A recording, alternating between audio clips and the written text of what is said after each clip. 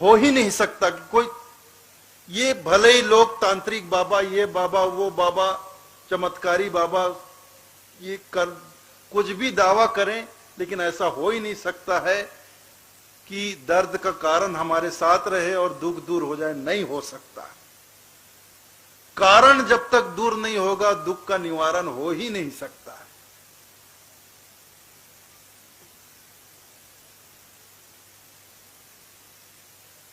तो देखिए, हमें कारण को समझना होगा, किस कारण से हमारा यह कबीर पंथ पिछले बहुत वर्षों से इतनी पीड़ा सह रहा है। तो हम जितने कर्णधार लोग हैं, उनको इस बात को समझना होगा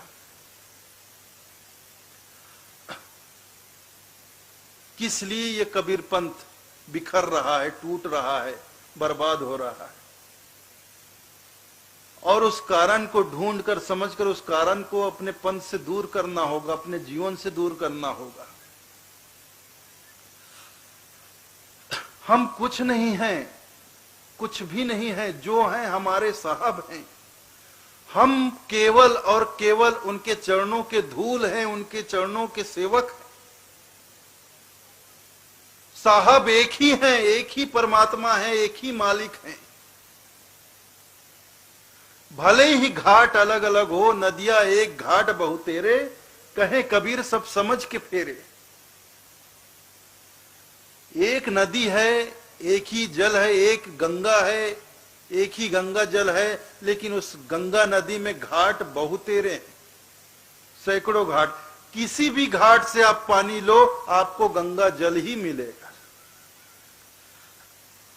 तो घाट बनाया जाता है लोगों की सेवा के लिए, सुविधा के लिए, लेकिन स्वार्थी लोग घाट बनाते हैं अपना उल्लू सीधा करने के लिए। बढ़िया से बढ़िया घाट बनाकर वहां टेबल कुर्सी लगाकर रसीद छपवाकर बैठ जाता है, हमारे घाट में नहाना है, हमारे घाट से पानी लेना है, तो आपको इतना शुल्क देना पड़ेगा। ये बढ़िया धंधा बन गया।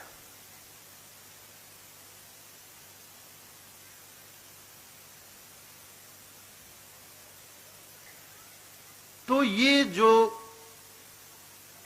क्या कहते हैं, ये अजीब सी प्रवृत्ति हमारे पंथ में आ गई, हम लोगों में आ गई है। इससे हमें उबरना पड़ेगा, उबरना पड़ेगा।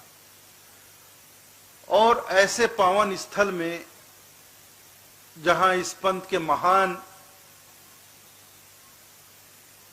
पंथाचारी हुए, वंश प्रतापाचारी हुए, ऐसे स्थल पर आकर हम ऐसी विडंबनाओं से दूर नहीं होते हैं, ऐसी विसंगतियों को अपने जीवन से दूर नहीं करते हैं, नहीं कर पाते हैं, तो और कहां जाकर दूर करेंगे। तो ये बहुत बड़ी जिम्मेदारी है।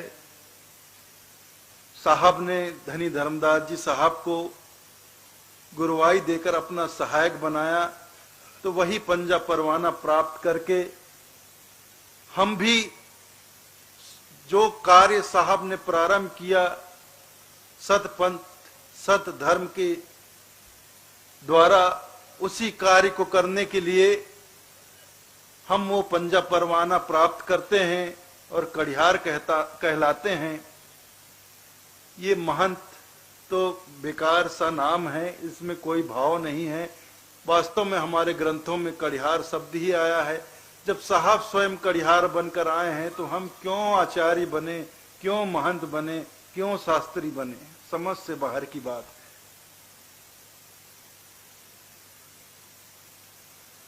तो कड़िहार ही बनना है और इस भवसागर में जीवों की नैया को खेकर पार उतारना है। यही आशीर्वाद धनी धर्मदास जी 42 वंशों को प्राप्त हुआ। तो साहब की वही आज्ञा, वही आशीर्वाद का निर्वहन आज तक होता चला आ रहा है, और जब तक साहब चाहेंगे तब तक होता रहेगा। हमारे संतों का आशीर्वाद जब तक मिलता रहेगा,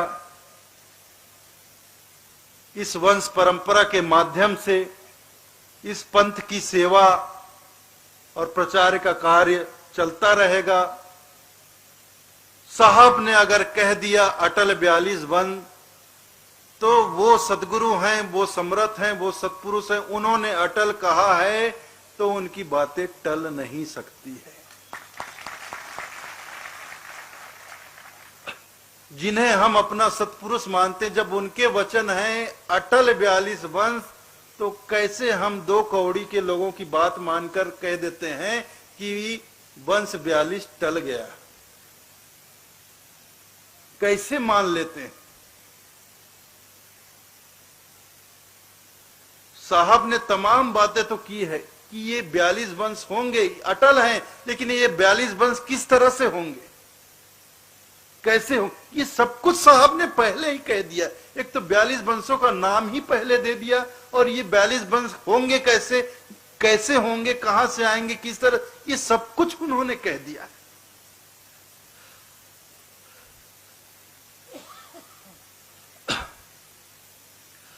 कुछ लोग इसी भजन के आगे की पंक्ति को लेकर बड़ा अजीब सा अर्थ लगाते हैं। 13 पीढ़ी ज्ञान राजधानी चूड़ामणि अवतारा हो, इसके आगे जोग मत चलिए राजनीति मिट जाई। ये सब दुनिया भर की बातें करते हैं।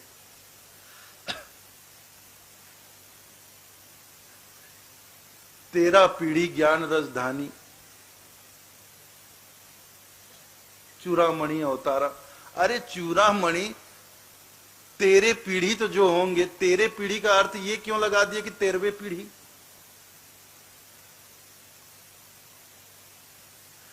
सबसे पहली बात तो ये है कि 13 पीढ़ी, तेरे जो वंशज होंगे, तेरी जो पीढ़ियां होंगी, वो ज्ञान राजधानी होंगी, वो ज्ञान की संपदा होंगी। तो सीधा एक पीढ़ी कोई पकड़ ले, 13वें नंबर की पीढ़ी वो होगी, वो ज्ञान की राजधानी होगी, ज्ञान की संपदा होगी, क्योंकि वो चूड़ामणि के अवतार होंगे। अरे साहब ने तो पहले ही कह दिया, जब चूड़ामणि प्रकट हुए, वचन चूड़ामणि, इनसे हुई है 42 वंश। अरे इन्हीं से तो 42 वंश होने हैं। जितनी भी पीढ़ी, 13 पीढ़ी क्या, 12 पीढ़ी क्या, 11 पीढ़ी क्या, 14 पीढ़ी क्या, 16 पीढ़ी क्या, 20वीं पीढ़ी क्या, 32वीं पीढ़ी क्या, 42 पीढ़ी तक उन्हीं चूड़ामणि से ही होने वाले हैं।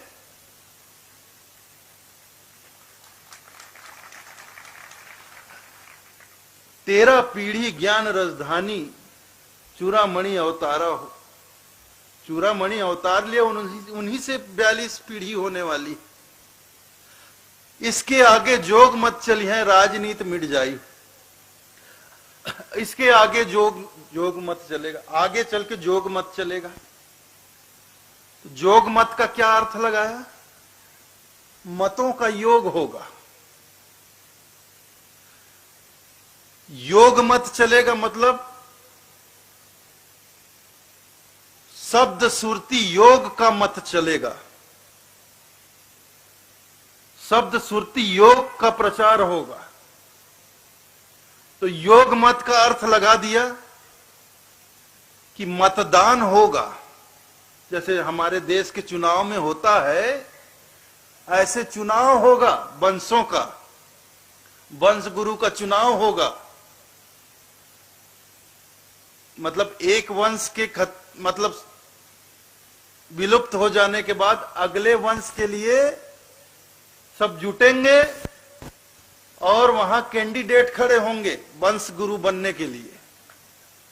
फिर वो अपना कैनवासिंग करेंगे, अपना अपना जैसे नेता लोग करते ना, फॉर्म भरते हैं चुनाव में खड़े होने के लिए, ऐसे वंश गुरु बनने के लिए सब फॉर्म भरेंगे उम्मीदवार लोग। फिर लोगों में अपना कैनवासिंग प्रचार करेंगे कि मुझे वोट देना भैया, मुझे वोट दोगे तो मैं तुम्हारे लिए ऐसा कर दूंगा, वैसा कर दूंगा। दुनिया भर की जैसे नेता लोग हमें 5 साल के बाद आते हैं ना चुनाव के टाइम में, पर्चा भरने के बाद कि भैया विधायक बनने के लिए मैंने पर्चा भरा है, मुझे वोट दोगे तो मैं तुम्हारा ऐसा ऐसा काम करूंगा, मुझे वोट देना भैया, मोहिल देवे वोट, मोहिल देवे, ऐसे गली गली ऐसे कैनवासिंग। तो ऐसे 3 लोग, 4 लोग, 5 लोग वंश गुरु बनने के लिए फॉर्म भरते हैं। फिर कैनवासिंग होता है, प्रचार, फिर वोटिंग होता है, मतदान होता है। तो इसके आगे जोग मत चली है और राजनीति मिट जाई। उसके बाद मतदान होता है तो सबसे ज्यादा मत, सबसे ज्यादा वोट जिसको मिलता है वो अगला वंश गुरु कहलाता है और राजनीति मिट जाए। यहां राजनीति मिट्टी की राजनीति शुरू हो गई। अरे यहां उम्मीदवार खड़े होने लग गए, यहां पर्चा भरे जाने लग गया, यहां कैनवासिंग शुरू हो गई, यहां मतदान होने लगे। इसी को तो राजनीति कहते। तो यहां राजनीति खत्म हो गई कि शुरू हुई?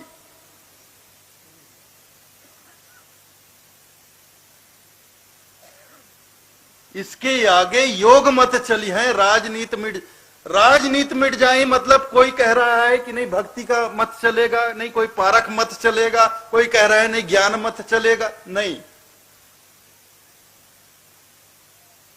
12 पंथ मिलेंगे आके, छाड़ सकल चतुराई हो। सब अपनी अपनी जिद छोड़कर आगे आकर एक मत चलेगा। इसके आगे योग मत चलेगा। शब्द सुरती योग का प्रचार होगा। ये साहब ने कहा। कुछ भी उल्टा सीधा अर्थ लगा के कुछ भी किसी को समझा दिए और लोग है कि मान भी लिए। वाह, ये तो एक ने कही दूजे ने मानी, नानक कहे दोनों ज्ञानी। सब ज्ञानी हो भैया। एक ने कुछ भी अर्थ लगा के कुछ भी उल्टा पुल्टा समझा दिया, बता दिया और मान लिए लोग। और साहब ने कहा, हमारे सतपुरुष ने कहा अटल 42 बंद, वो सतपुरुष के वचन टल गए।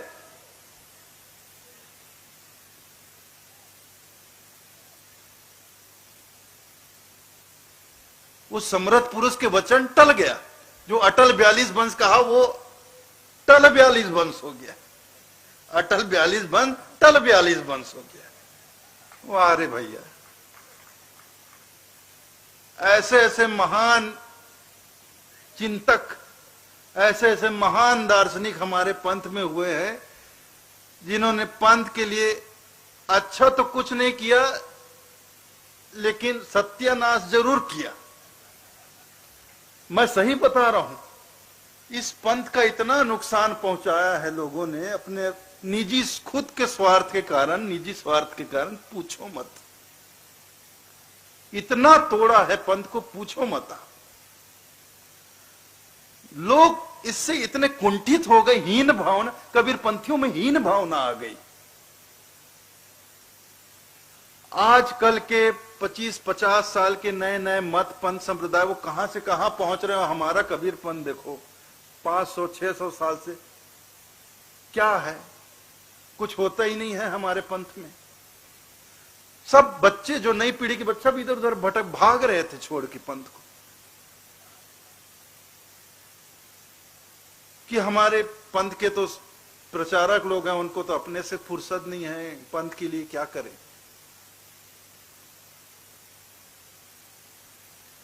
तो ये बात मुझे बहुत चुभती थी, बहुत चुभती थी। मुझे बहुत शर्म आती थी इन सब चीजों को देखकर। इसलिए जब मैंने अपना कार्य प्रारंभ किया, मैंने उसी दिन बिल्कुल मैंने ये सौगंध खाई कि चाहे कुछ भी हो जाए, कुछ भी हो जाए, साहब की कृपा से और संतों के आशीर्वाद से मैं अपने जीवन के अंतिम श्वास तक प्रयत्न करूंगा कि इस पूरे कबीर पंथ में एक नया उत्साह आए, नए उमंग का संचार हो, नई चेतना का संचार हो और हमारे जितने कबीर पंथी भाई हैं वो गद्दीवाद, हम यहाँ के हैं, हम वहाँ के हैं, हम वहाँ, ये इन सब बातों को छोड़कर आपस में जुटना सीखे, मिलना सीखे, मेल मिलाप हो, एक दूसरे से मिले। आखिर हमारे सदगुरु तो एक ही है। इसलिए देखिए, अब जब दीक्षांत समारोह होता है, सैकड़ों हजारों लोग दीक्षा लेते हैं। दीक्षा होने के बाद, दीक्षांत समारोह होने के बाद, मैं बहुत स्पष्ट रूप से उनको बोलता हूं, देखिए आप लोगों ने दीक्षा मुझसे ली, मेरे मैं माध्यम हूं, मेरे माध्यम से आपने दीक्षा लिया, ये ठीक है कि मेरे माध्यम से आपको कंठी मिली, नामदान जो नाम मिला मेरे माध्यम से मिला, लेकिन मुझसे नामदान लेकर, मुझसे कंठी बंधवाकर आप मेरे शरण में नहीं आ रहे हो। आप ये कभी मत समझना कि आपने मुझसे कंठी बंधवाई, मुझसे नामदान लिया तो आप मेरे शिष्य बन रहे हो, कि मेरे चेले बन रहे हो, कि मेरी शरण में आ रहे हो। ये भूल कभी मत अपने भीतर पालना। मुझसे दीक्षा लेकर, मुझसे नाम दान लेकर आप उसी सदगुरु के शरण में जा रहे हैं जिनके शरण में मैं खुद हूं। मैं केवल माध्यम हूं कंठी देने का, नामदान देने का, लेकिन मुझसे कंठी लेकर, नामदान लेकर आप उन्हीं सदगुरु के शरण में जा रहे हैं जिनके शरण में मैं खुद हूं पिछले 15 पीढ़ी से। तो आप हम सब मिलकर उनके शरण में आकर अपने जीवन को सफल बनाएं, ये मैं कहता हूं। मुझसे जो लोग दीक्षा लेते हैं कंठीबंध, मैं उनको ये नहीं कहता कि ये मेरी प्रॉपर्टी है, ये मेरे सेवक लोग हैं। लेकिन आज पूरे देखिए कबीर पंथ में जो जिसको कंठी बांध देता उसको अपने, ये मेरा चेला है, ये मेरी प्रॉपर्टी है, ये मेरा सेवकान है, ये मेरी जागीर है। ऐसे बोलते, ये मेरा सेवकान है, ऐसे बोलते हैं जैसे ये उनकी जागीर हो।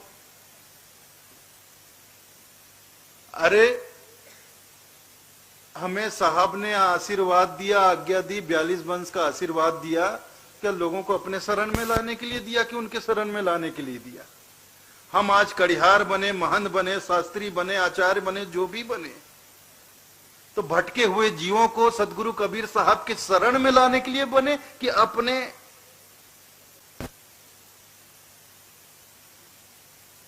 अपनी मुट्ठी में लेने के लिए बने, अपना उल्लू सीधा करने के लिए, अपने स्वार्थ पूरा करने के लिए?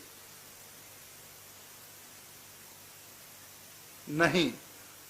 हम चाहे जो भी कहते हो, खुद को आचार्य कहते हो, महंत कहते हो, शास्त्री कहते हो, चाहे कुछ भी कहते हो, स्वामी कहते हो, हम कबीर पंथ में हैं तो हमारा एक ही कार्य है, संसार में भटके हुए जीवों को साहब का संदेश देकर उन्हें सदगुरु के चरणों तक पहुंचाना।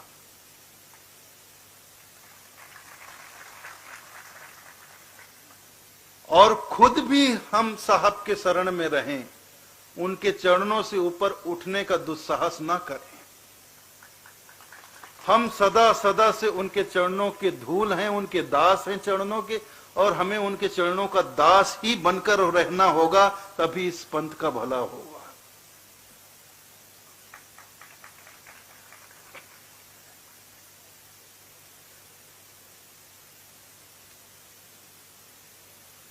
तो पूरे समर्पित भाव से हम इस पंथ के लिए कार्य करें।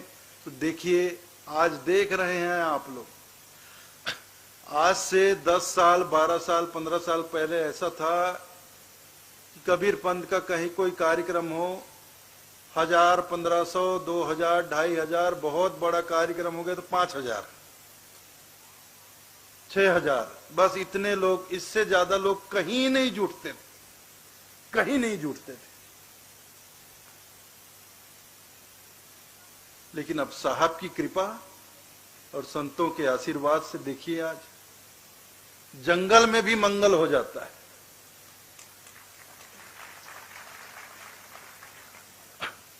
अब यही देखिए, 400 पुराना स्थान, प्राचीन स्थल है,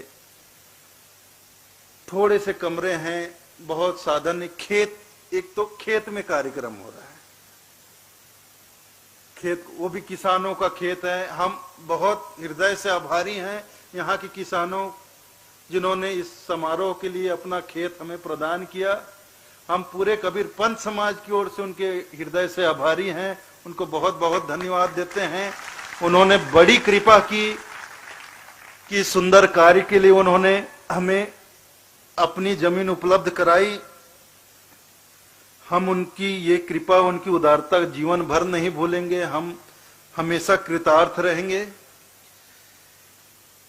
तो इस खेत को तैयार करके ये कार्यक्रम हो रहा है। यहाँ न बहुत रहने का साधन है, ये पीने के लिए पानी भी नहीं, अभी ट्यूबवेल हुआ यहाँ पे, ये प्रशासन ने सहयोग दिया, ट्यूबवेल कराया, मोटर पंप वगैरह, और लाइट की सुविधा नहीं हो सकी तो बड़ा जनरेटर हमने बुलवाया, ये सब कुछ हो रहा है।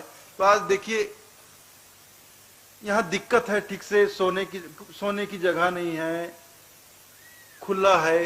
अभी 2-3 दिन पहले इतना आंधी तूफान बारिश धूल धक्कड़, क्या होगा कैसे होगा सोच में पड़ गए थे, लेकिन साहब की दया से आज शांत हो गया। अब ऐसी कृपा साहब की बने रहे तो आगे 2 दिवस तक ऐसी शांति बने रहे तो अच्छा है, नहीं तो आगे साहब की मौज, आगे साहब की मौज, जो होगा अच्छा ही होगा, साहब जो करेंगे अच्छा ही करेंगे, उनकी मौज है, वो चाहे पानी बरसाएं चाहे आग बरसाएं।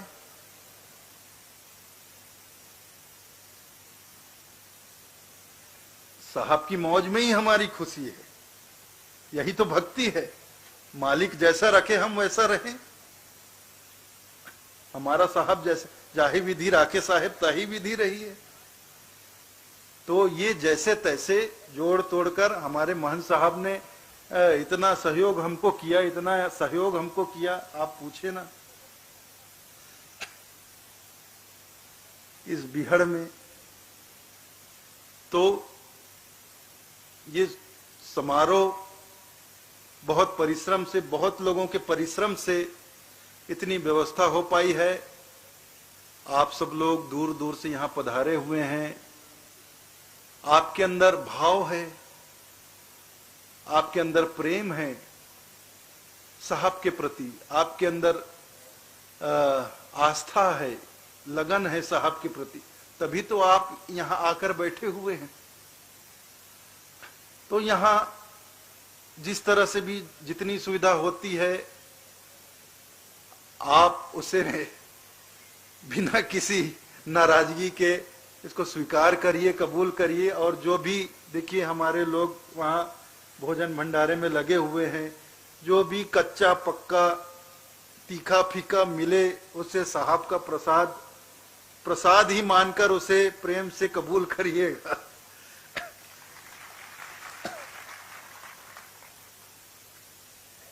और ये तो होता रहेगा, इस तरह के समारोह होते रहेंगे। बिल्कुल मैंने संकल्प किया है, मैं अपने आखिरी सांस तक इस पंथ की सेवा में रहूंगा, और जब तक रहूंगा मैं बिल्कुल यही प्रयास करूंगा कि हमारे पंथ से सारे मतभेद समाप्त हो, सारा भेद मिटे। ऐसा सौहार्दपूर्ण वातावरण इस पंथ में हो कि वास्तव में सदगुरु जिसके प्रतीक थे, भाईचारा और एकता के प्रतीक थे साहब, कौमी एकता के मसीहा थे साहब कबीर, तो उनका पंथ एक मिसाल बनना चाहिए, एक आदर्श बनना चाहिए, जिससे दूसरे लोगों को प्रेरणा मिले। हाँ भाई, समाज हो तो ऐसा हो कबीर पंथ की तरह हो, ऐसा ही हो, ऐसा ही भाईचारा हो, हर समाज में ऐसा भाईचारा हो, ऐसा सौहार्दपूर्ण वातावरण हो, ऐसी एकता हो, ऐसा संगठन हो, ऐसा सद्भाव हो। तो ये तभी छूटेगा ना जब हम अपने छोटे छोटे बंधनों को तोड़ेंगे। अभी तो हम खुद ही बंधे हुए हैं।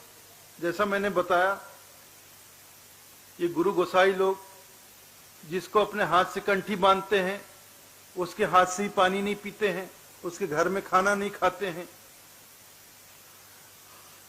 और बहुत से कड़िहार लोग भी हैं, ये सिर्फ गुरु गोसाई की बात नहीं है, बहुत से कड़िहार लोग भी ऐसे हैं जो भेदभाव करते हैं।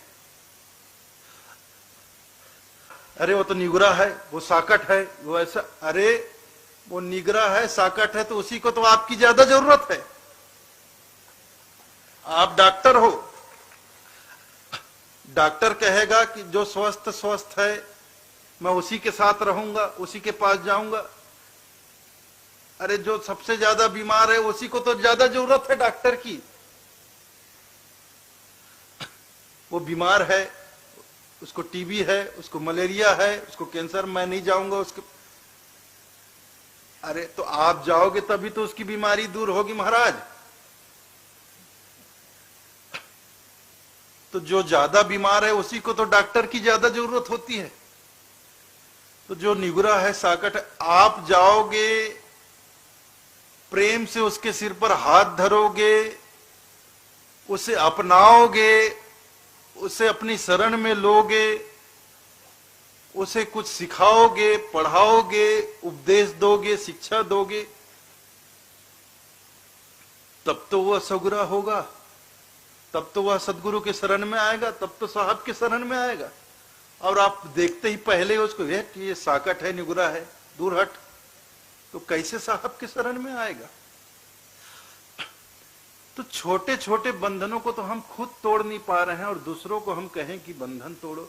दुनिया को हम कैसे कहें। साहब तो किसी भी भेदभाव के सख्त खिलाफ थे। दुनिया के तमाम भेदों को मिटाने के लिए तो साहब प्रकट हुए थे। वो तो चाहते थे मानव समाज को एक ही धरातल पर देखना चाहते थे। मानव मानव के बीच कोई भेदभाव